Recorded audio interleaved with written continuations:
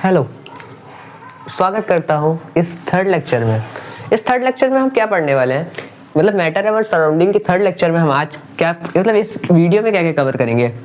The properties of state of matter, मतलब हमने जो स्टेट ऑफ मैटर पढ़ी थी ना, सॉलिड, लिक्विड और गैस, हमें इन तीनों स्टेट के बारे में जो पढ़ा था, अब हम देखेंगे कि इन तीनों में स्पेसिफिक हम उसकी प्रॉपर्टीज देखेंगे, जैसे उनका शेप, जैसे उनकी वॉल्यूम, जैसे उनकी डेंसिटी। अभी पढ़ाऊंगा, पूरी चिंता मत करना, ठीक है। आगे हम देखेंगे कि ये जो, मतलब हम पूरा एक फ्लो चार्ट बनाएंगे और उस चार्ट की मदद से हम उसको अंडरस्टैंड करने का प्रयास करेंगे, मतलब समझने का प्रयास करेंगे, ठीक है। उसके बाद क्या पढ़ेंगे, हम पढ़ेंगे डिफ्यूजन के बारे में, डिफ्यूजन क्या होता है ये भी पढ़ेंगे, ठीक है। उसके बाद हम फिफ्थ स्टेट, हमने फोर्थ स्टेट ऑफ मैटर पढ़ी थी, प्लाज्मा जिसका नाम था, और उसके बाद हमने फिफ्थ स्टेट ऑफ मैटर पढ़ेंगे। ये भी बहुत रेयरली, ये और वो जो मैटर थी वो बहुत रेयरली हमें मिलती है, ओके।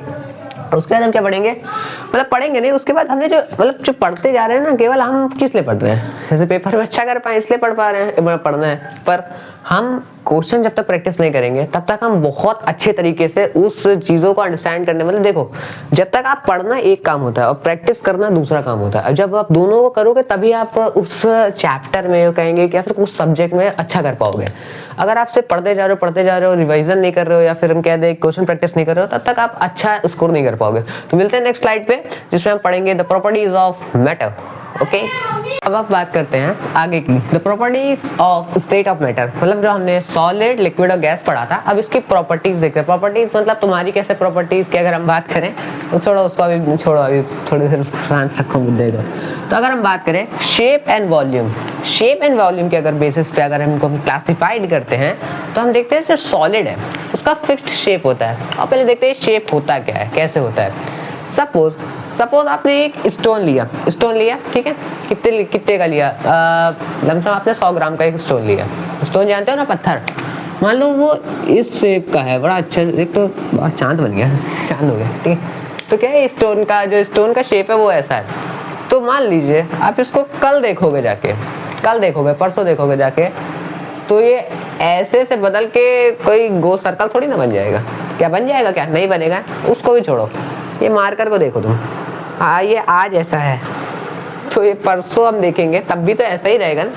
तो मतलब हम क्या कह सकते हैं कि जो सॉलिड का जो शेप होता है वो फिक्स्ड होता है। क्या होता है, फिक्स्ड होता है। और अगर वॉल्यूम की बात करें तो वॉल्यूम तो वैसे लिक्विड चीजों की होती है, उसकी भी होती है, मतलब इसकी भी होती है, बट आपको बताता हूँ, जैसे वेट, आप इसको मतलब वेट से ज्यादा जल्दी अंडरस्टैंड कर पाओगे, ठीक है। तो वेट, मान लीजिए ये कितने ग्राम का होगा, आई थिंक ये 20 ग्राम का होगा, ठीक है। तो 20 ग्राम का मार्कर है, आज ये 20 ग्राम का है, परसों भी देखोगे तब भी 20 ग्राम का हो जाएगा। 20 से 30 थोड़ी ना हो जाएगा, नहीं होगा ना।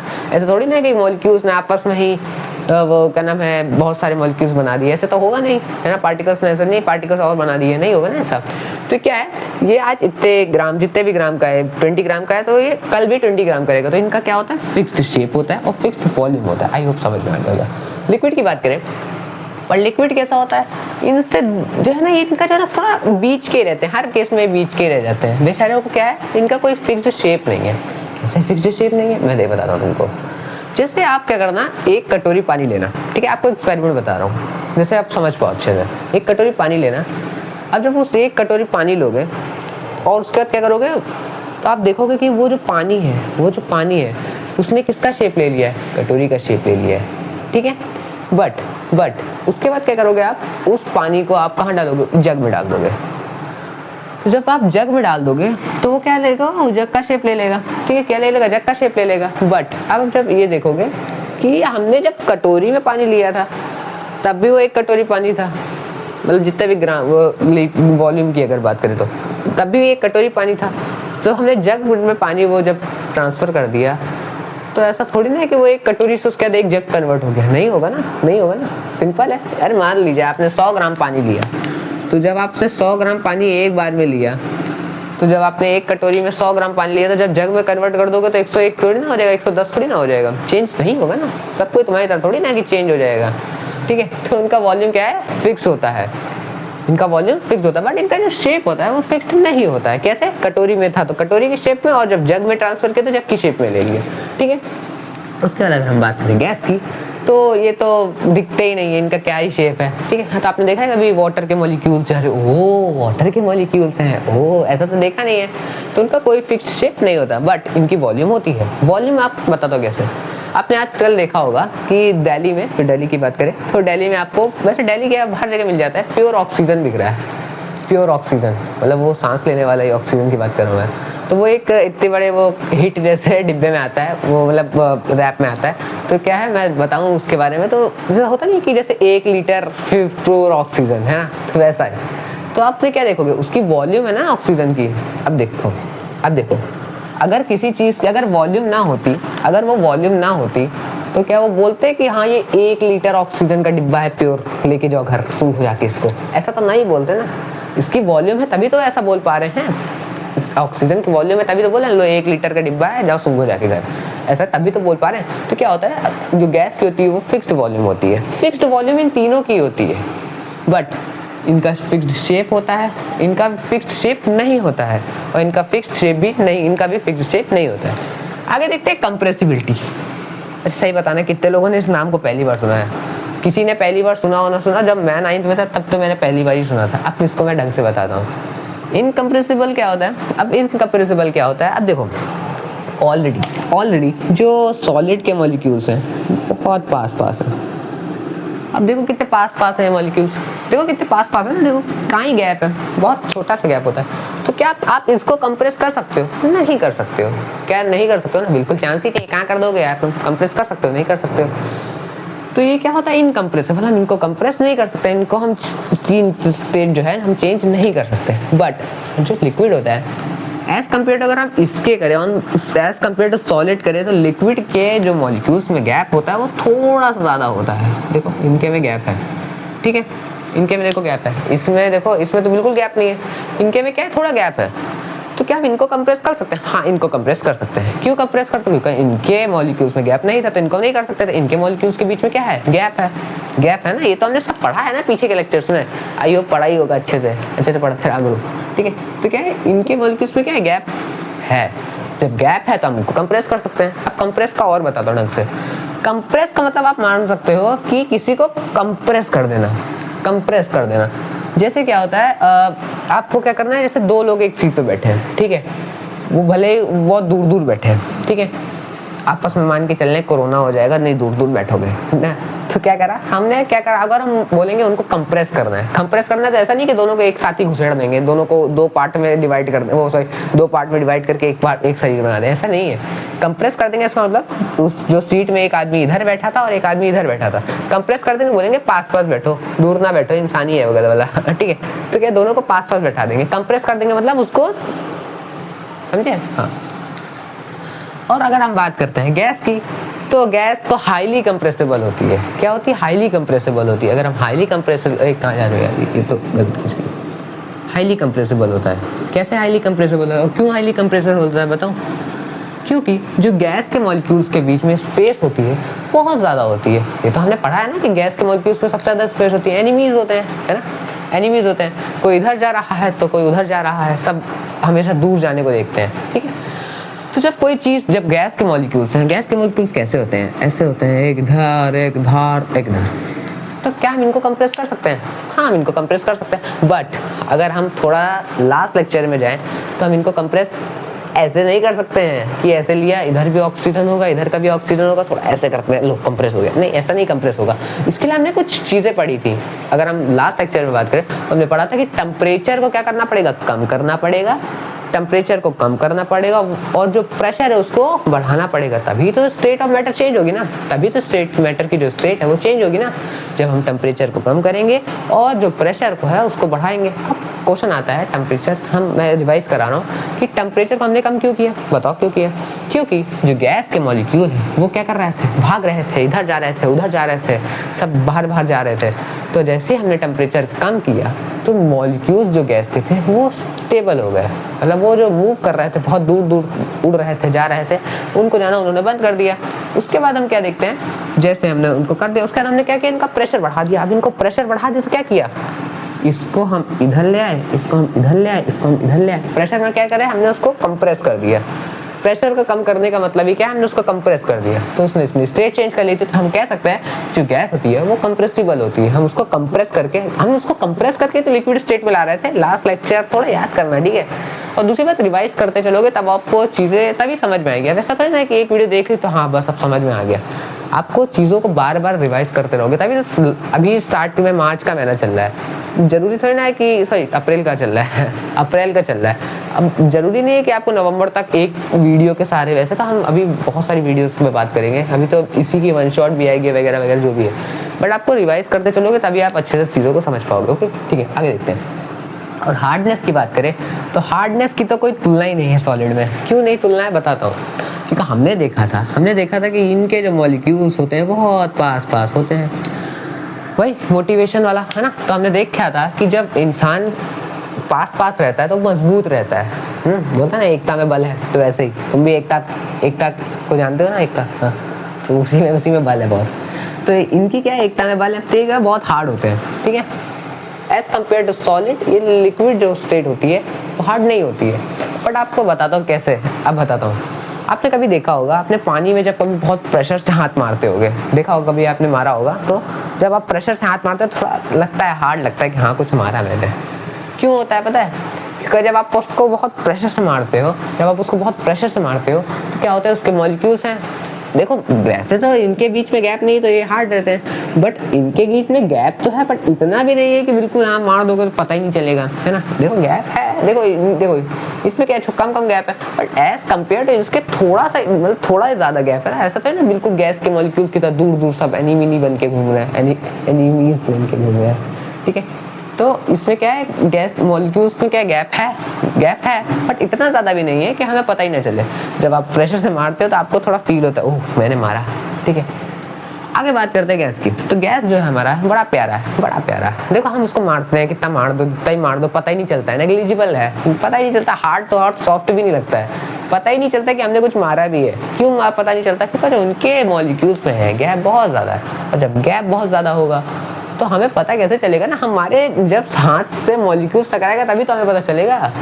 अब वो इतनी दूर है, पता ही नहीं चलता। हमारा जो बेचारा प्यारा सा हाथ है उसको सेंस ही नहीं कर पाता, इतना दूर है। तो क्या होता है, ये हार्ड नहीं होता है। कभी देखा है ऑक्सीजन को मारा मैंने, ओह ऑक्सीजन है, बहुत लाइट लगा, देखो मेरे को दर्द हुआ, ऐसा तो कभी नहीं सोचा।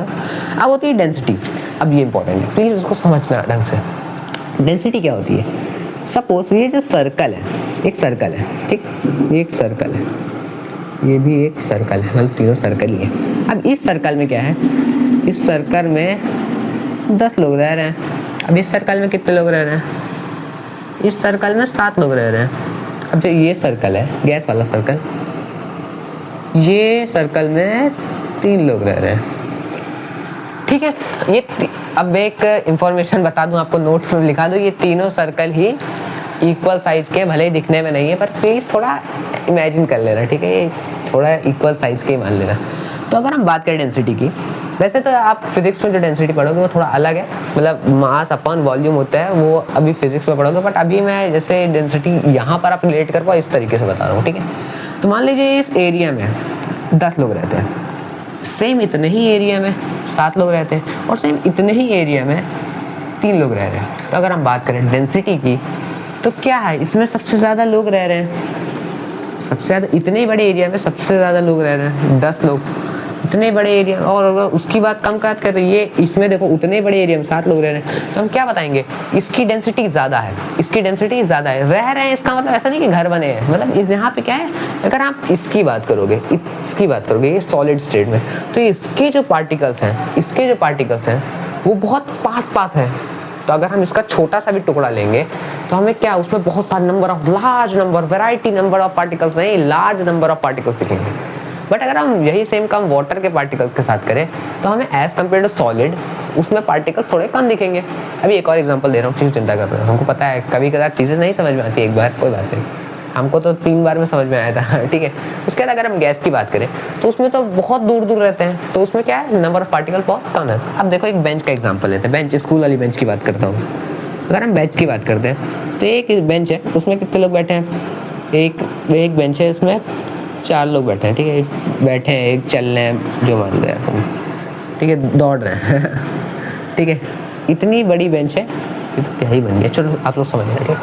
तो अब इतनी बड़ी जो रेल है, इसमें रेल है, बेंच है, जो भी है, उसमें क्या है 4 लोग हैं, ठीक है। अब देखते हैं करेक्ट इतनी बड़ी अगर हम यहाँ पे लाइन खींचे और उसमें कितने लोग बना दें,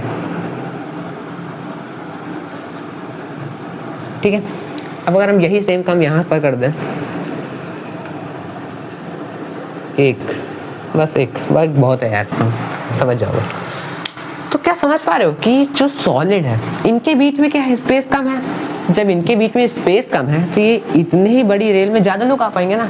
अब इतनी ही बड़े में ज्यादा लोग आ पाएंगे, और इनके बीच में एज कम्पेयर टू इनके स्पेस थोड़ी ज्यादा है। देखो तुम खुद ही देखो इन दोनों डायग्राम में, देखो इसमें क्या स्पेस थोड़ी ज्यादा है, तभी तो इतने बड़े में एज कम्पेयर टू इसके यहाँ पे कम लोग आ पाए ना। इनके बीच में क्या है, स्पेस ज्यादा। अब जब स्पेस ज्यादा होगी तो लोग, जब स्पेस एक दूसरों के बीच में ज्यादा होगी तो क्या होगा। अब देखो तुम ही हो, जब स्कूल में कभी बैठते ही होगे, देखते हो जब आप तुम्हारे 3 दोस्त बैठे हैं तो आप लोगों के बीच में क्या होगा, गैप बहुत कम होगी, ठीक है। और जब आप अकेले आते हो, आपके दो दोस्त नहीं आते, तो आप बढ़िया फैल के बैठते हो। और आपके जब 2 दोस्त आते हैं तो आपके बीच में गैप क्या होती है, ज्यादा होती है। तो वैसे ही डेंसिटी का मामला है, ठीक है। तो डेंसिटी क्या है, मैक्सिमम होती है किसमें, सॉलिड में होती है। अब आई थिंक आपको समझ में आ गया होगा, ठीक है। और अगर नहीं समझ में आया तो प्लीज, मैं बुरा नहीं मान रहा, मैं बोल रहा हूँ कि हाँ होता है, लेट समझ आए पर अच्छे से आ जाए, मैं तो ऐसा चाहता हूँ। आपको 3 बार एक चैप्टर को पढ़ना पड़े, बट उसके बाद जब आप एक चैप्टर पढ़ो ना, उसके बाद आप किसी को भी आपसे अब बोल दो ना, किसी को मतलब आप आपसे कोई बोल दे, बताओ मैटर क्या होता है, बताओ स्टेट ऑफ मैटर क्या होती है, तो आप उसको इतने अच्छे तरीके से जवाब दे दो ना। मैं चाहता हूँ आप इतने अच्छे तरीके से उसको जवाब दे दो, आइंदा क्वेश्चन ही ना पूछे, मतलब इतने अच्छे तरीके से दे दो, उसका बोले कि हाँ यार पढ़ने वाला बच्चा है ना, ऐसा, ठीक है। धीरे धीरे चलो, बट चलो खरगोश की तरह भागने को देखोगे तो रुक जाओगे आगे।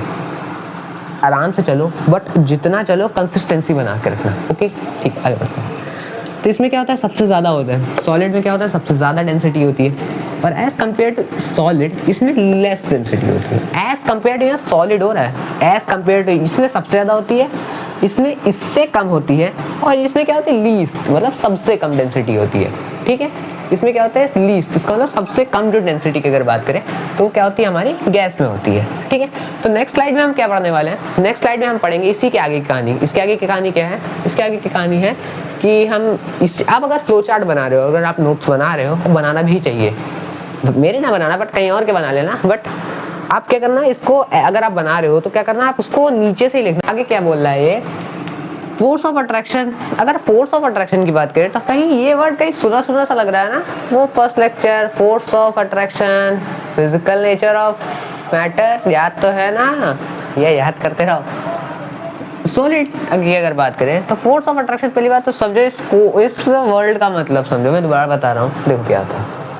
अगर इस मार्कर के, पहली बात तो पार्टिकल से मिलके बना होगा, अगर मान लो अगर इनके बीच में, ये सॉलिड है, ठीक है, सॉलिड मान लेना, ठीक है। अब अगर इनके बीच में फोर्स ऑफ अट्रैक्शन ना होता, अगर फोर्स ऑफ अट्रैक्शन इनके बीच में ना होता तो क्या ये अलग अलग हो जाते। देखो अगर ये मॉलिक्यूल, ये पार्टिकल अगर इसको अट्रैक्ट ना कर रहा होता, अगर ये दोनों एक दूसरे को अट्रैक्ट ना कर रहे होते, अगर तुमको कोई अट्रैक्ट ना कर रहा होता तो तुम लोग क्या होते, अलग अलग हो जाते ना, अलग अलग हो जाते ना। तो उसी प्रकार से इनके बीच में जो फोर्स ऑफ अट्रैक्शन है, फोर्स ऑफ अट्रैक्शन समझ में आया ना, इसमें भी क्या, अगर ये फोर्स ऑफ अट्रैक्शन अगर ना होता तो क्या इसके पार्टिकल के मॉलिक्यूल एक उधर एक इधर हम देख रहे होते, हो भाई पार्टिकल्स के दौड़ रहे हैं यार।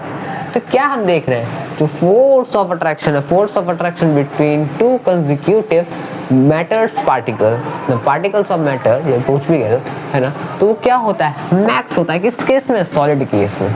क्या होता है, मैक्स होता है सॉलिड के केस में। अब थोड़ा जोश में आते हैं, अगर बात करें हम लिक्विड की, तो अगर हम बात करते हैं लिक्विड की तो इसमें एज कम्पेयर टू इसके, इसमें थोड़ा जो फोर्स ऑफ अट्रैक्शन है वो थोड़ा कम होता है। एज कम, बात समझना पूरी, एज कम्पेयर टू इसकी बात कर रहे हैं, इसमें कम होता है, ठीक है। देखा होगा वाटर के पार्टिकल्स भी, देखो कहाँ ही इनके बीच में स्पेस जो होता है वो अट्रैक्ट तो करते हैं एक दूसरे, फोर्स ऑफ अट्रैक्शन क्या होता तो है, बट कम होता है एज कम्पेयर टू सॉलिड। और गैस तो भैया गैस है। अब गैस तो गैस क्या है, इसके बीच में तो फोर्स ऑफ अट्रैक्शन है ही नहीं। अब फोर्स ऑफ अट्रैक्शन नहीं है तभी तो ये सबसे ज्यादा फैलने को देखते हैं, इनके मॉलिक्यूल कहीं इधर कहीं इधर कहीं इधर, और इसका एग्जाम्पल ले लेते हैं और एग्जाम्पल देखते हैं। अगर कहीं देखा होगा कि जो आपने परफ्यूम डाला, जब परफ्यूम आप डालते हो तो आप देखते हो स्प्रे तो यहाँ करा, अब स्प्रे यहाँ किया, पूरे कमरे में जा रही है महक सुगंधित वाली, है ना। तो क्या है, उनके बीच में फोर्स ऑफ अट्रैक्शन नहीं है, तभी तो उसके पार्टिकल्स बहुत दूर दूर जाने को देखते हैं। फोर्स ऑफ अट्रैक्शन होता तो भी सॉलिड इस मार्कर की तरह है, अब इस मार्कर की तरह है, अब फोर्स ऑफ अट्रैक्शन है, तभी तो आज इस मार्कर के मॉलिक्यूल्स हमें दिख रहे हैं कि हाँ ये मॉलिक्यूल्स है, देखो ये कहीं थोड़ी ना उड़ के चला जा रहा है, कि इसके मॉलिक्यूल्स थोड़ी ना कहीं पार्टिकल्स उड़ के चले नहीं जा रहे ना। पर गैस होता, हमने उसको यहाँ परफ्यूम को स्प्रे किया, वो पूरे कमरे भर में फैल गया। क्यों फैल गया? क्योंकि उनके बीच में फोर्स ऑफ अट्रैक्शन बहुत कम है, मतलब इन तीनों में सबसे कम किसके पास होता है? क्यों? तभी तो देखता है वो ज्यादा से ज्यादा फैलने को देखता है। ठीक है, आखिरी है फ्लूइडिटी, पहली बार सुनने वाला, है ना। अब ये फ्लूइडिटी क्या है? एबिलिटी टू फ्लो, मेरे लिए भी पहली बार ही था जब मैं 9th में था। ठीक, तो क्या था? तो एबिलिटी टू फ्लो नहीं पता पड़ा, मेरे को पता है, कोई बात नहीं, I can understand this. Solid की अगर बात करें तो ये क्या है, फ्लो कर सकता है क्या? नहीं कर सकता है भैया, नहीं कर सकता है। मैं हाँ बोल दिया तो हाँ बोल दोगे? नहीं। क्या देखा, ये मार्कर है, आज यहाँ रखा है, 10 सरक के यहाँ चला जाएगा क्या? बताओ, नहीं जाएगा ना। क्यों जाएगा भैया? ये पैर थोड़ी ना कि डिंग डिंग डिंग डिंग करते हुए चला जाएगा।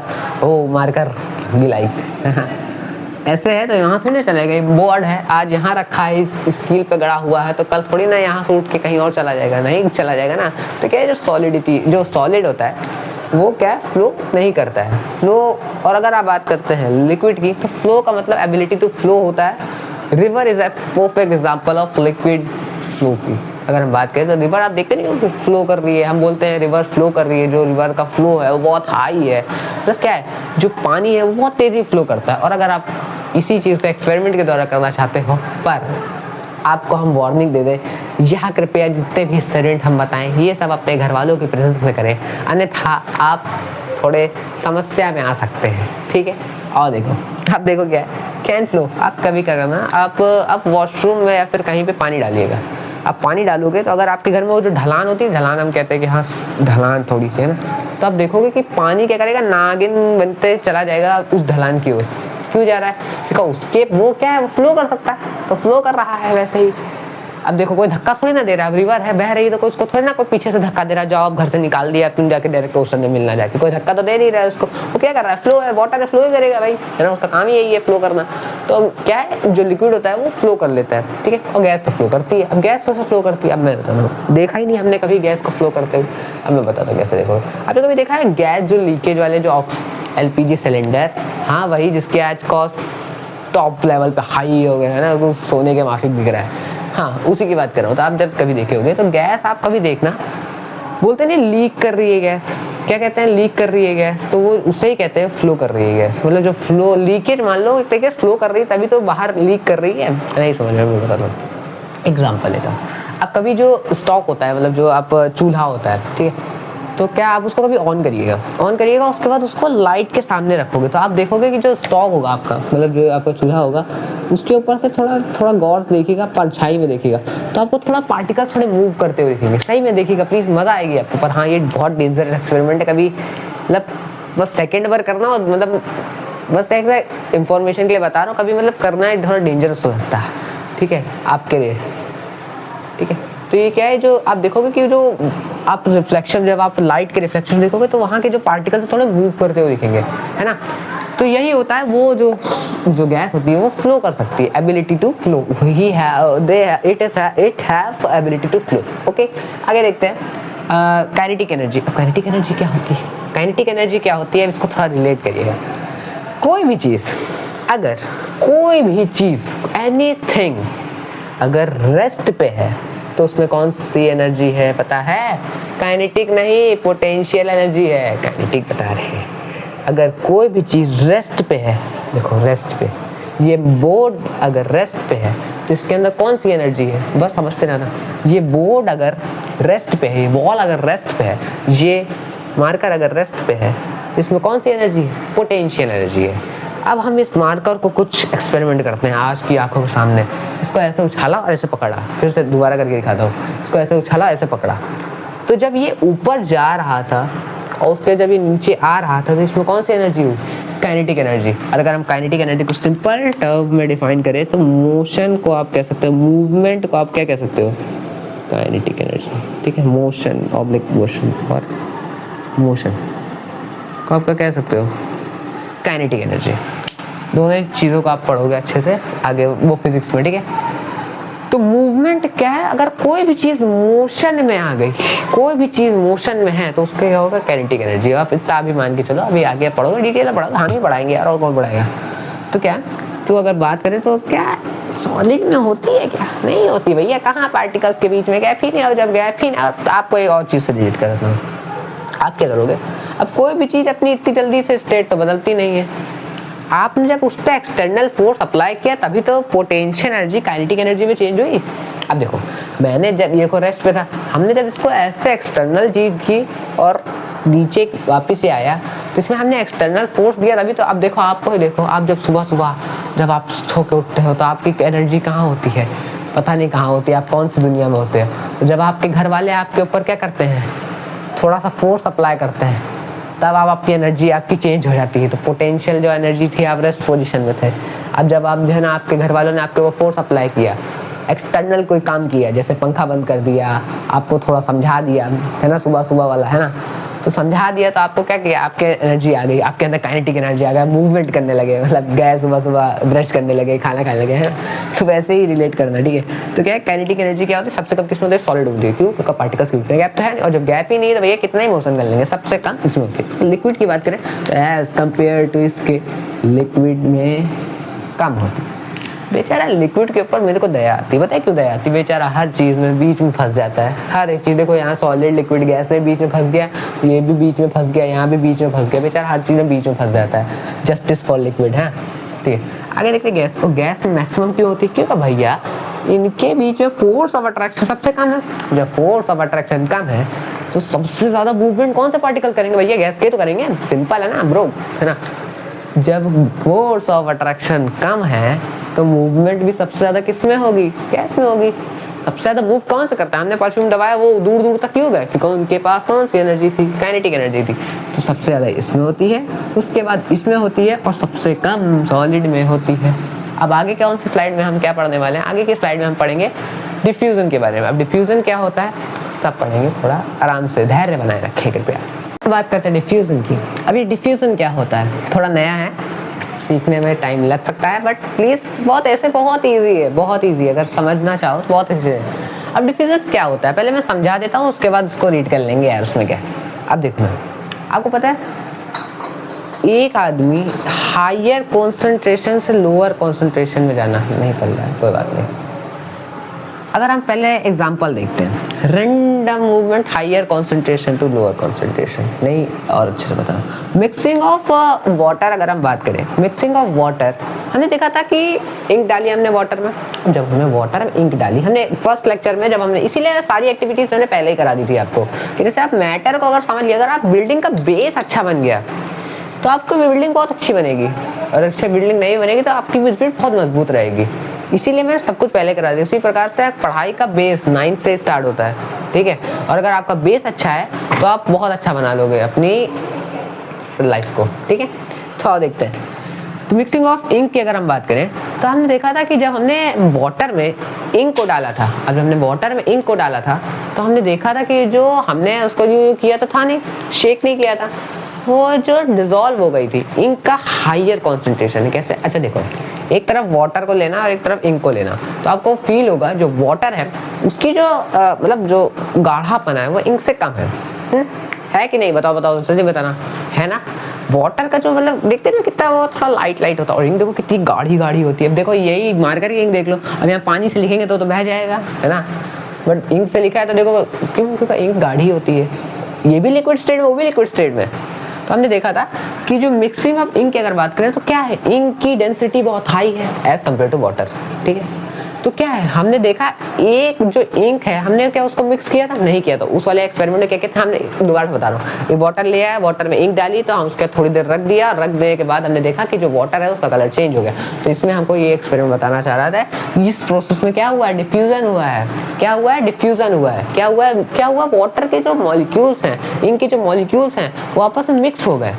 इंक क्यों मिक्स हुआ, नहीं मिक्स होना चाहिए था, क्योंकि जो पार्टिकल्स होते हैं मूव करते रहते हैं, है ना, इंक के पार्टिकल्स कैसे हैं? High concentration. वाटर के मॉलिक्यूल्स कैसे हैं? Low concentration. तो हाई कॉन्सेंट्रेशन से लो कॉन्सेंट्रेशन की तरफ बढ़ने के प्रोसेस को ही क्या कहेंगे? डिफ्यूजन कहेंगे। क्या कहेंगे? डिफ्यूजन कहेंगे। हाई कॉन्सेंट्रेशन से लो कॉन्सेंट्रेशन की तरफ बढ़ने, ये कॉन्सेंट्रेशन अगर आपको नहीं समझ में आ रहा है कोई बात नहीं, पर आप एग्जाम्पल समझने का प्रयास करना। कॉन्सेंट्रेशन वर्ड नहीं समझ में आ रहा कोई बात नहीं, ठीक है, कोई बात नहीं, सबके साथ होता है, ठीक है। तो क्या मैं बता रहा हूँ, मिक्सिंग ऑफ इंक आपको समझ में आ गया। हमने रखा तो क्या है, जो इंक के थे, जो हाई कॉन्सेंट्रेटेड पार्टिकल्स, वो वाटर के लो कॉन्सेंट्रेशन के साथ मिलके क्या बना दिया? पूरे पानी को एक जैसा बना दिए। अब कोई इंक नहीं है, कोई वाटर नहीं है, दोनों के पार्टिकल्स क्या हो गए? बैलेंस हो गए। अब क्या इसमें हम इंक के पार्टिकल्स अलग दिखेंगे? नहीं दिखेंगे। क्यों? क्या हो गया? तो हाई कॉन्सेंट्रेशन लो कॉन्सेंट्रेशन के मिक्स होके क्या बन गया? एक कॉमन सॉल्यूशन बन गया है। तो हम ना हम इस सॉल्यूशन को प्रॉपर इंक की तरह यूज कर सकते हैं और ना इस सॉल्यूशन को हम प्रॉपर वाटर की तरह पी नहीं सकते हैं, ठीक है। इसलिए मैं बताना चाह रहा था कि हाई कॉन्सेंट्रेशन को लो कॉन्सेंट्रेशन, ये समरी मान लीजिए, इस अगर समरी मान लीजिए, हाई कॉन्सेंट्रेशन से लो कॉन्सेंट्रेशन की तरफ बढ़ने के प्रोसेस को ही हम क्या कहते हैं? हम उसको क्या कहते हैं? डिफ्यूजन कहते हैं। अब उसको पढ़ते हैं, क्या लिखा है diffusion? Diffusion is a process of mixing of a substance. जो क्या होता है, जो डिफ्यूजन होता है वो क्या होता है? प्रोसेस होता है कि एक सब्सटेंस को दूसरे सब्सटेंस को मर्ज करना। कोई बात नहीं, मैं बताता हूँ आपको। Diffusion is a process of mixing of a substance. एक सब्सटेंस लिया, विथ मिक्स किया किसके साथ? With another substance. एक सब्सटेंस को लिया, दूसरे सब्सटेंस में क्या कर दिया? मिक्स कर दिया।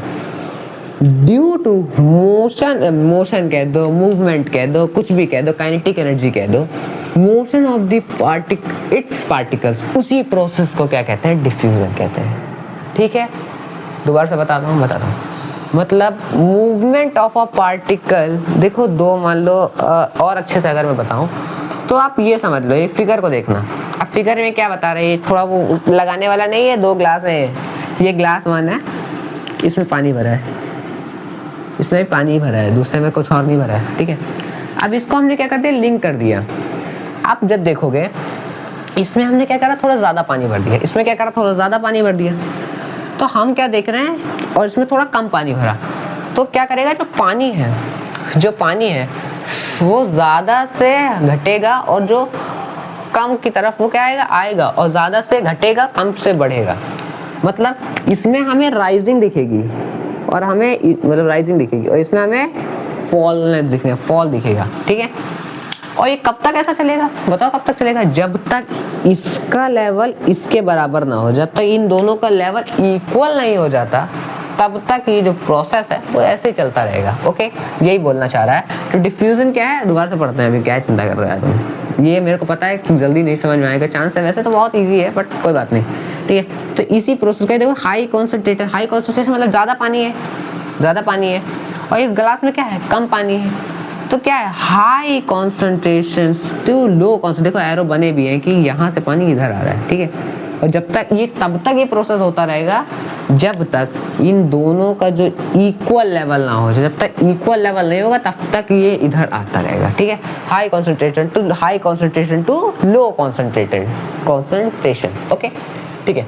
दोबारा से पढ़ते हैं, एक बार झटके पढ़ेंगे, उसके लिए पढ़ते हैं, ठीक है। Diffusion is the process of the mixing of a particle with another substance due to motion of the its particles, okay. और ये कैसा होता है? रैंडम मूवमेंट होता है। ऐसा नहीं कि सब वो क्या नाम है, देखो मिलिट्री की ट्रेनिंग की तरह सब वो ऐसे हाथ करके जा रहे हैं, नहीं, रैंडम मूवमेंट होता है। ऐसा नहीं कि पैरेलली यहाँ जा रहे हैं, सब सल्यूट करते हुए जा रहे हैं, नहीं, अब हमें इतने 10 पार्टिकल्स को इधर जाना है, 10 पार्टिकल्स को उधर जाना है, 10 पार्टिकल्स को इधर जाना है, ऐसा नहीं है। रैंडम मूवमेंट है, जो जिधर जा पाए वहां चला जाता है, ठीक है। तो इसका आउटकम क्या निकलता है? इन दोनों का जब मिक्स इधर से इधर जाता है तो इसका आउटकम भी कुछ निकलता होगा। आउटकम ये निकलता है कि ये दोनों ही जब एक सॉल्यूशन को हमने जिस प्रकार से बताया था कि अब इसमें क्या हो गया, अब इसमें दोनों का जो वाटर का लेवल है दोनों ग्लास में क्या होगा? इक्वल हो गया। और अगर ऊपर वाली की बात करें तो अब क्या हो गया ना, इंक के पार्ट, अब हम जो इसमें जो पानी बना होगा, ये मिक्सिंग ऑफ इंक वाला जो वाटर एग्जाम्पल था, इसमें जो पानी बना होगा मतलब जो वाटर है ना, वो प्रॉपर इंक है और ना ही प्रॉपर वाटर है। है ना हम उसको पी सकते हैं और ना ही हम उसको मार्कर में डाल के लिख सकते हैं। मार्कर क्या मतलब और भी जो इंक है, पेन की इंक है ना। तो क्या है हम दोनों तरीके से, अब क्या रिजल्टिंग क्या होगा, उसका रिजल्ट क्या आया, दोनों चीज क्या हो गई, बैलेंस्ड हो गई। क्या हो गई, बैलेंस्ड हो गई।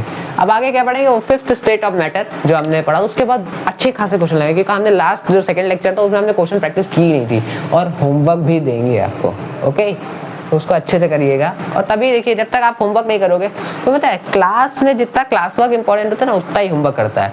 टॉपर और बैक बेंचर में यही फर्क होता है। बैक बेंचर नहीं मतलब मिडिल बेंचर में ही कर, क्योंकि बैक बेंचर की जिंदगी बहुत अच्छी होती है, वो तो होमवर्क नहीं करता, क्लास वर्क भी नहीं करता है, पर वो लेवल वाले लोग होते हैं। ठीक है, तो मिडिल बेंचर की क्या जिंदगी होती है, मतलब वो क्या क्लास वर्क तो कर लेता है पर क्या करता है, होमवर्क नहीं करता है। इसीलिए क्या होता है, वो ना इधर का रहता है ना उधर का रहता है। तो या फिर आप टॉपर ही बन जाओ या फिर बैक बेंचर ही बन जाओ। तो मैं तो कहना चाहता हूँ कि मेरे को सबसे बढ़िया वो लोग लगते हैं जो बैक बेंच पे बैठ के टॉप मारते हैं। हाँ, बढ़िया लोग होते हैं, लेजेंडरी लोग, है ना। तो नेक्स्ट में मिलते हैं फिफ्थ स्टेट ऑफ मैटर, इसको हम बोस-आइंस्टाइन कंडेंसेशन कहते हैं। ओके, तो मिलते हैं। बोस-आइंस्टाइन कंडेंसेशन ये क्या होता है, हमें बताया था ये फिफ्थ स्टेट ऑफ मैटर होती है। ये मतलब कैसे हो सकता है, मतलब हमने तो ज्यादातर चीजें देखी है, या फिर लिक्विड होगी या फिर इस बार हमने देखो लिक्विड के साथ जस्टिस किया, देखो पहले पे रखा उसको। लिक्विड होती है, सॉलिड होती है और गैस होती है। बट ये कौन सी स्टेट ऑफ मैटर होती है, बट आपने ये भी नहीं देखी होगी। क्यों नहीं देखी होगी मैं बताता हूँ क्यों नहीं। तो ये और वो जो प्लाज्मा था, ये तो बहुत रेयरली प्रेजेंट होती, बहुत रेयरली, है ना। होता क्या है, पहले इसके बारे में थोड़ा पढ़ लेते हैं। बोस-आइंस्टाइन कंडेंसेशन, यहाँ पे क्या वो दिख रहा है, एक तो नाम ये बोस दिख रहा है और ये क्या आइंस्टाइन, तो ये तो बड़े फेमस आदमी है, इनको तो जानते हो, केमिस्ट्री मतलब आइंस्टाइन। हाँ ठीक है, और देखते हैं केमिस्ट्री और फिजिक्स और साइंस मतलब ही आइंस्टाइन हो गया है ना, न्यूटन और आइंस्टाइन, बस दो ही तो जानते हैं साइंस में है। Discovered by Satyendranath Bose with Albert Einstein. आपको बताऊं ये जो स्टेटमेंट है ना, एक्चुअली में क्या हुआ था, जो सत्येंद्रनाथ बोस थे उन्होंने आइंस्टाइन से पहले इसको डिस्कवर कर दिया था। बट क्या था, इंडियन साइंटिस्ट को कोई मतलब उसका भाव नहीं था, अरे क्या ही कर लेंगे, है ना, ऐसा वाला केस। ठीक है, तो अब क्या हुआ, अब आइंस्टाइन तो फेमस था, उन्होंने तो क्या कुछ नहीं किया था। अब इनकी डिस्कवरी, जो इन्होंने डिस्कवर किया था, डिस्कवर इन्होंने किया था, पर जो दुनिया के सामने लेके आए थे वो अल्बर्ट आइंस्टाइन थे। समझे, मतलब एक कॉपी है, ठीक है, उसको लिखा भले ही था इन्होंने, ठीक है, एक पेज है उसमें लिखी हुई बातें इनकी थी, बट उस पेज को दुनिया के सामने प्रेजेंट किसने किया, बोस आइंस्टाइन जी ने किया। तो मतलब आप सोचिए ना कि सब कुछ इन्होंने किया, क्रेडिट इनको, मतलब क्रेडिट इनको भी मिला, है ना। क्यों मिला, क्योंकि इंडियंस को लोग कहते हैं तो मतलब फेमस नहीं थे ना उतने, है ना। यही रामानुजन के साथ भी हुआ, यही आर्यभट्ट के साथ भी हुआ, और भी क्या ही मतलब बहुत, यही चाहे एरोप्लेन की बात करें ये भी यही हुआ। ऑलरेडी हमारे वहाँ बहुत सारे विमान थे, वो तो चलो छोड़ो, बहुत अलग बातें हैं।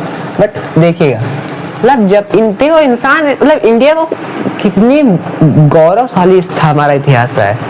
बट सोचिए कुछ ब्रिटिशर आए, उन्होंने हम लोग की बस एजुकेशन पॉलिसीज को चेंज कर दिया, बस हमारा जो इतिहास अच्छा रहा था उसको खत्म कर दिया।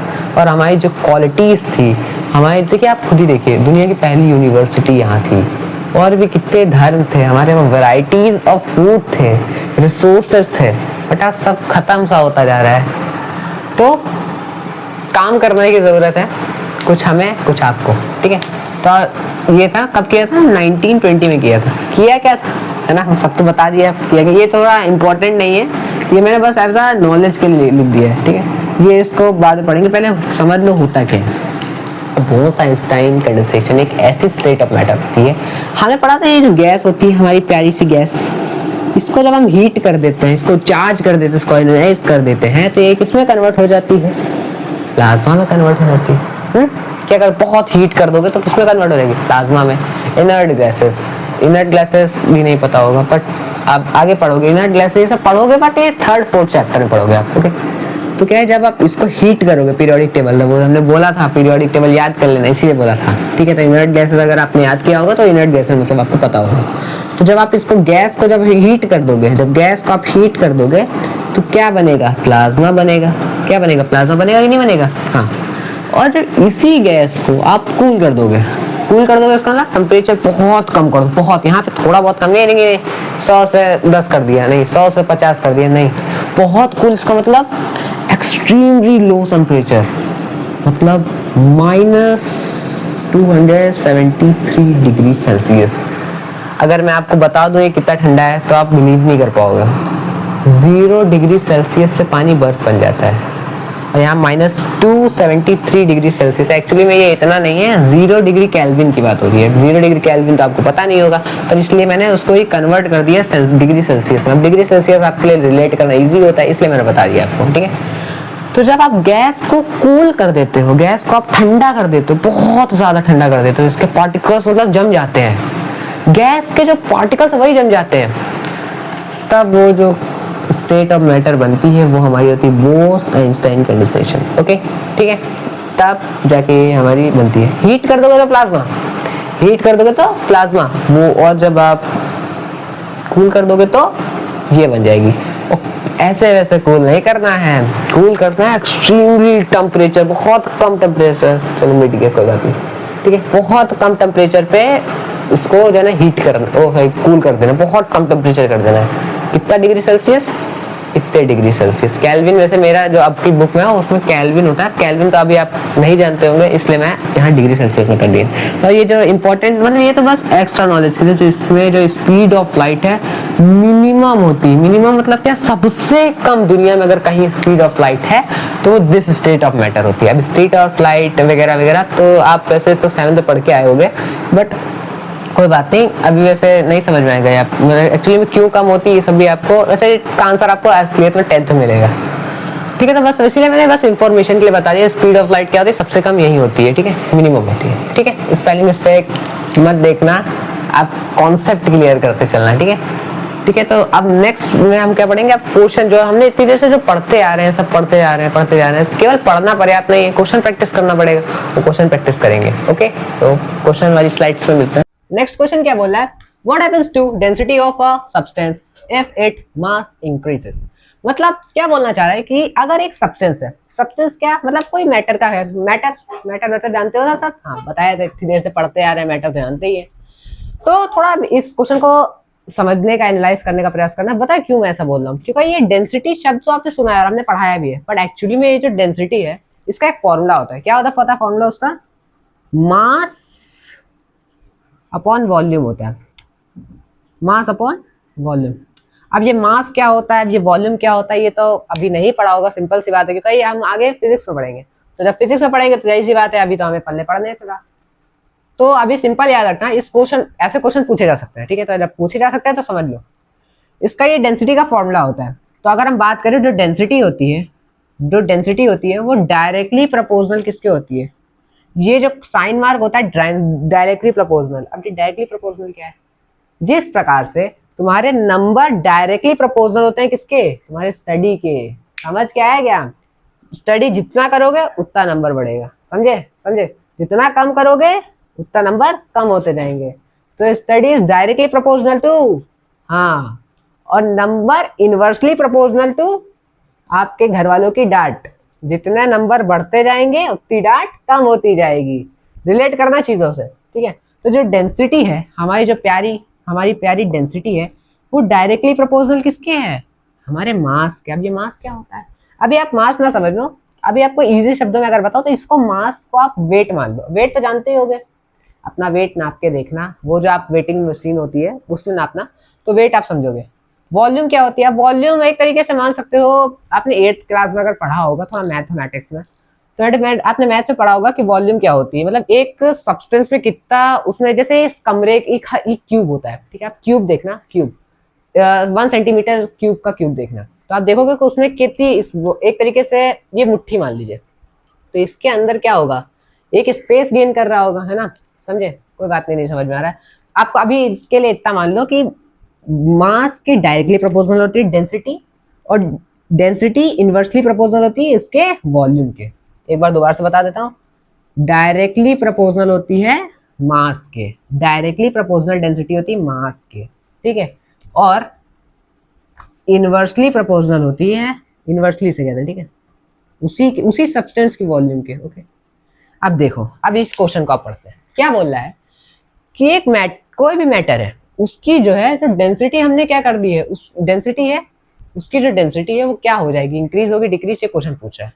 जब हम क्या कर देंगे, जब हम उसका जो मास है उसको बढ़ा देंगे, मास को क्या करेंगे, हम बढ़ा देंगे, मास को बढ़ा देंगे, और अब मास बढ़ेगा तो वॉल्यूम कम होगा, बट पूरे क्वेश्चन पढ़ना, उसका हम वॉल्यूम कांस्टेंट रखेंगे, मतलब जितना वॉल्यूम पहले था उतना अभी भी है, हमने वॉल्यूम को चेंज नहीं किया है, सिर्फ मास को बढ़ाया है।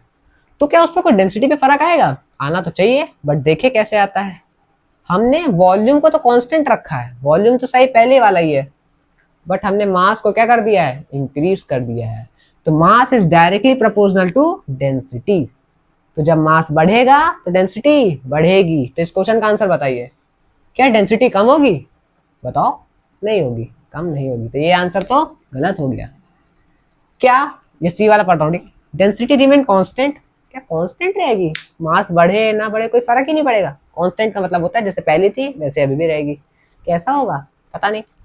डेंसिटी बिकम जीरो, ये तो हो ही नहीं सकता। डेंसिटी जीरो कैसे हो सकती है किसी भी सब्सटेंस की? तो ये तो हो नहीं सकता। बट हाँ, ये जो बी ऑप्शन है ये हमारे लिए बिल्कुल एक्यूरेट सूट कर रहा है। बताओ क्यों? बताओ क्यों? क्योंकि जो मास है वो इंक्रीज कर रहा है, तो जब मास इंक्रीज कर रहा है तो डेंसिटी भी क्या होगी, इंक्रीज, है ना? समझ में आ रहा है ना? जब मास इंक्रीज करेगा तो डेंसिटी भी क्या होगी, तो इंक्रीज होगी।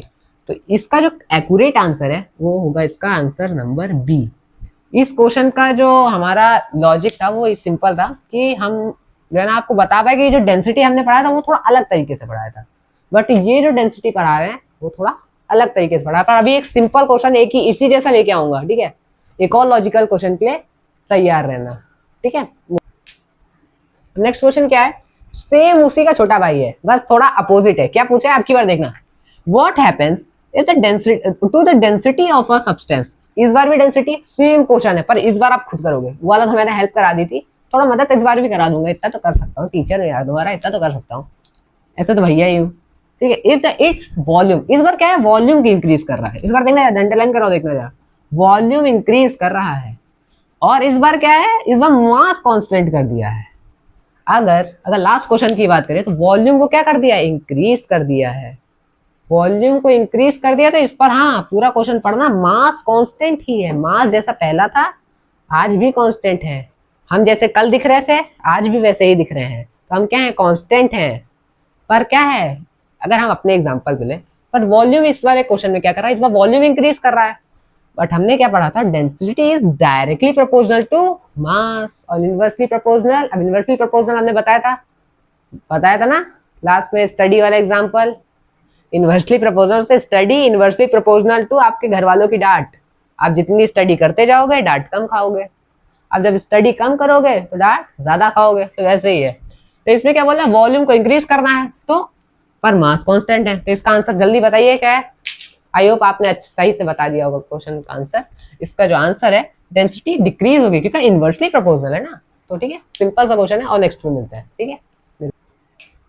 अब लॉजिकल क्वेश्चन हार्ड की तरफ बढ़ता है। अभी आप पता है हार्ड क्यों लिखा? हार्ड इसलिए लिखा क्योंकि ये क्वेश्चन है ना, आपके सेकेंड लेक्चर में मैंने जो पढ़ाया था उसका है। क्या बोल रहा है क्वेश्चन, उस प्रोसेस का नाम बताइए, the process in which a solid directly convert. देखना पूरे शब्द को अंडरलाइन इसीलिए किया है कि डायरेक्टली कन्वर्ट हो रहा है सॉलिड, किसमें, हमारे वेपर फॉर्म में। अब ये वेपर फॉर्म क्या होता है, वेपर का मतलब गैसियस स्टेट होती है। सॉलिड डायरेक्टली कन्वर्ट हो रहा है गैस फॉर्म में, बीच में लिक्विड स्टेट भी आती है बट वहां कन्वर्ट नहीं हो रहा है। तो बताओ इसका एक्यूरेट आंसर क्या होगा? इस क्वेश्चन को सिर्फ वही बच्चा कर पाएगा जो एक्चुअली में, वो तो 1 2 3 थर्ड लेक्चर है, जो पढ़ रहा होगा फर्स्ट और सेकंड को अच्छे से जिसने पढ़ा होगा वही कर पाएगा।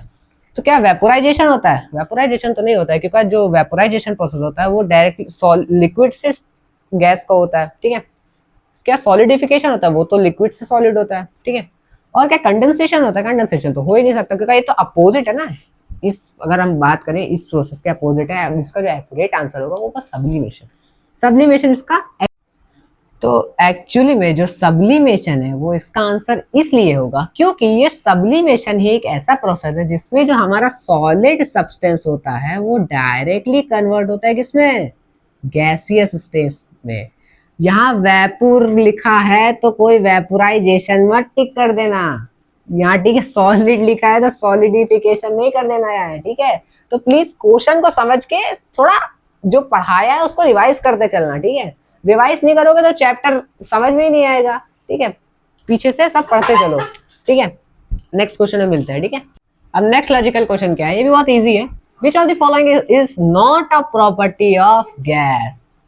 कुछ समझ में आया क्या इस क्वेश्चन के ये वर्ड का मतलब, नॉट मतलब बोल रहा है कि ये जो प्रॉपर्टीज लिखी हैं क्या ये जो गैस स्टेट है इस पे क्या एक्यूरेट सूट कर रही है। और देखते हैं पहली क्या बोल रहा है ऑप्शन, जो गैस होती है उसके पास क्या डेफिनेट शेप होता है, बताओ होता है क्या, तुमने पढ़ा है कि नहीं पढ़ा है, देखो बताओ। तो क्या इस पे होता है, नहीं होता है, हो भी सकता है और नहीं भी हो सकता है। और जो बी है, गैस हैव डेफिनेट वॉल्यूम, क्या जो गैस होता है उसका वॉल्यूम होता है, वॉल्यूम होता है, पता हो भी सकता है और नहीं भी हो सकता है। और जो सी है वो बोल रहा है the rate of diffusion is, मतलब जो गैस का जो डिफ्यूजन होता है वो बहुत जल्दी हो जाता है क्या, मतलब हमने मान लो डिफ्यूजन पूरा दोबारा से बता रहा हूँ, मान लो आपने स्प्रे किया, आपने इधर पे स्प्रे किया तो क्या पूरे कमरे भर में गैस के मॉलिक्यूल्स बिखर जाएंगे और आपके छोटी जगह पे स्प्रे करते ही पूरे कमरे में परफ्यूम की महक आने लगेगी, हो भी सकती है क्या ये प्रॉपर्टी ऐसी कोई गैस में है, हाँ हो भी सकती है और नहीं भी हो सकती है। और डी और आखिरी ऑप्शन हमारा बोल रहा है the gaseous particles are in state of randomly motion, क्या जो गैस के पार्टिकल है वो रैंडमली मूव करते हैं। रैंडमली मूव करने का मतलब एक पार्टिकल्स है तो एक इधर जा रहा है, कोई इधर जा रहा है, कोई आगे जा रहा है, कोई पीछे जा रहा है, कोई एक सिद्धांत में जा रहा है, कोई वो ऐसा नहीं कि कमांडर की तरह, मतलब बिल्कुल ऐसा नहीं होता, नहीं आपने आर्मी का सल्यूट देखा होगा तो मतलब बिल्कुल सीधा सीधा जा रहा है, तो ऐसा तो नहीं जाता है ना, रैंडमली मूव करते हैं ना, ठीक है।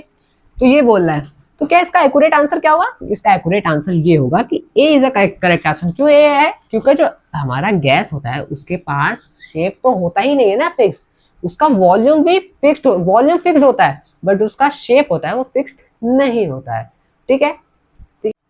अब नेक्स्ट लॉजिकल क्वेश्चन क्या बोल रहा है, बहुत इजी है, ठीक है। Which of the following character of the property of matter, हमने सारी प्रॉपर्टीज ऑफ मैटर पढ़ लिए हैं, क्या बोल रहा है, सिंपल है, क्या कलर किसी मैटर की प्रॉपर्टी है, क्या तुम देखते हो कोई मैटर का ओ कौन सा ओ किस कलर का मॉलिक्यूल है, किस कलर का पार्टिकल, देखते हो, नहीं देखते हो ना। क्या ग्लो होगा, हो ही नहीं सकता, ये तो चेहरे का ग्लो होता है ना, दूसरों का चेहरे का ग्लो होता है, चीजों का ग्लो होता है, ये मैटर का कब से ग्लो होने लगा। क्या साइज होता है, साइज तो हो ही नहीं सकता कि पार्टिकल का साइज कैसा है, सारे साइज तो इक्वल होते हैं ना पार्टिकल्स में, छोटे बड़े बड़े छोटे ऐसे तो ना पार्टिकल्स होते हैं। इसका एक्यूरेट आंसर डेंसिटी हो, क्योंकि हमने डेंसिटी के बारे में पढ़ा है कि सबकी डेंसिटी अलग अलग होती है, सॉलिड की सबसे ज्यादा होती है, लिक्विड की उससे कम होती है, और गैस की तो डेंसिटी क्या ही नहीं, डेंसिटी क्या, क्यों, क्योंकि उसके मॉलिक्यूल्स दूर दूर होते हैं। और नेक्स्ट स्लाइड में हम इसके आगे क्वेश्चन करेंगे। अब लास्ट और इस स्लाइड का आखिरी होमवर्क क्वेश्चन क्या है, अब इसको समझना, यह जो है ना बहुत इंपॉर्टेंट क्वेश्चन है, अगर आप पूरा लेक्चर है बरकरार थे ना तो इस क्वेश्चन का थोड़ा क्रिस्पी सा आंसर है, मतलब ये कोई ये ऑब्जेक्टिव नहीं है, सब्जेक्टिव है, इसमें आपको आंसर लिखना पड़ेगा। क्या बोल रहा है, क्वेश्चन समझने का प्रयास करना है, ठीक है, आंसर तो आप ही लिखोगे और समझाना तो काम मेरा ही है। और देखते हैं क्या बोल रहा है, the smell of high sizzling, sizzling का मतलब क्या होता है, जब आप कोई गर्म खाना रखते हो तो आप देखते हो कि जब किसी घर में खाना बनता है, जब आप खाना बन रहा होता है बगल वाले घर में और आप यहाँ पे याद कर रहे हो तो मान लो सपोज किसी घर में मैगी बन रही, बगल वाले घर में मैगी बन रही, तो आप क्या करते हो, ओ अरे यार मैगी खाने का मन कर रहा है, बगल वाले घर में मैगी बन रही है और आपको भी क्या मैगी खाने का मन कर रहा है, बढ़िया बढ़िया खुशबू आ रही है ना, मतलब मैगी तो ऐसा एग्जाम्पल बता दिया। अब आपके घर में क्या है, आपको भी मन कर रहा है, क्यों आ रही है, अच्छा, और यही मैगी जब ठंडी हो जाती है तब वो आनी बंद क्यों हो जाती है, स्मेल बताओ क्यों हो जाती है, सोचा क्या कभी, यही क्वेश्चन अब बोलना चाह रहा है, ठीक है। ठीक है, the smell of hot and sizzling food, sizzling food का मतलब क्या, जो गरम खाने की जो स्मेल होती है वो बहुत दूर दूर तक पहुंचती है ना, देखा होगा ना, जो गरम गरम खाना होता है उनकी फूड की जो स्मेल होती है वो कितनी दूर दूर तक पहुंचती है ना, ठीक है। और दूसरा क्या है, द रीच सेवरल मीटर, बहुत दूर दूर मतलब बहुत मीटर तक पहुंचती है, ठीक है। बट जब वही खाना जब ठंडा हो जाता है, but to get the smell from cold, जब फूड ठंडा हो जाता है तो उसकी जो हमको बहुत ज्यादा, अगर हम मतलब खाना यूं रखा है तो हम सूंघेंगे तब जाके हमें आएगी, क्यों ऐसा, क्यों ऐसा भेदभाव क्यों, क्यों वैसा भेदभाव, क्यों भगवान ने ऐसा किया? तो यही आपको बताना है। तो अगर इसका आंसर मैं आपको बता, इंग्लिश में आप लिखोगे पर मैं आपको पूरा बता रहा हूँ। इसका आंसर एक्चुअली में काइनेटिक एनर्जी। अब जब खाना जब गर्म होता है तो उसके जो पार्टिकल्स होते हैं, क्योंकि रिएक्शन हो रखा है तो वहां पे क्या है, हीट हो रखी है। तो जब हीट हो रखा है तो क्या है, पार्टिकल्स मोशन में होते हैं। तो जब पार्टिकल मोशन में होते हैं तो क्या है, पार्टिकल दूर से दूर जो गैस के जो वेपर्स के फॉर्म में हमारे जो खाना देख रहे हो, जब खाना बन रहा होता है तो ऊपर देख रहे हो वेपर्स निकल रहे होते हैं। तो वेपर्स क्या है, गैसियस फॉर्म में। और गैस क्या होती है, दूर से दूर जाने को देखती है, हर बार क्या करती है, दूर दूर जाने को देखती है। पर जब वही खाना ठंडा हो जाता है तो उसमें क्या हो जाता है, वो ठंडा हो जाता है तो उसमें क्या हो जाता है, टेम्परेचर कम हो जाता है। और टेम्परेचर कम हो जाता है, जो हमारे जो प्यारे जग से न्यारे गैस के मॉलिक्यूल्स होते हैं वो जाना, क्यों, उसमें काइनेटिक एनर्जी कम हो जाती है। और जब काइनेटिक एनर्जी कम हो जाती है, जब काइनेटिक एनर्जी नहीं होगी तो फिर पार्टिकल्स मूव नहीं करेंगे। जब पार्टिकल्स मूव ही नहीं करेंगे तो इसमें दूर दूर तक क्यों ही जाएगी। और ये होमवर्क क्वेश्चन इसलिए करना है, मेरे लिए करना है, ठीक है। क्यों मेरे लिए करना है, क्योंकि हमने आपके लिए मेहनत की है और आपको भी कुछ ना कुछ तो मेरे लिए भी करना होगा ना। देखो मैंने पूरा स्लाइड में समझाया, आपको इतना ज्यादा पूरा टाइम दे रहा हूँ, तो आपको भी इतना तो मेरे लिए कर सकते हो ना। और मिलते हैं नेक्स्ट, इसी के जो आगे लेक्चर है उसमें हम मिलने वाले हैं। तो thank you, see you soon.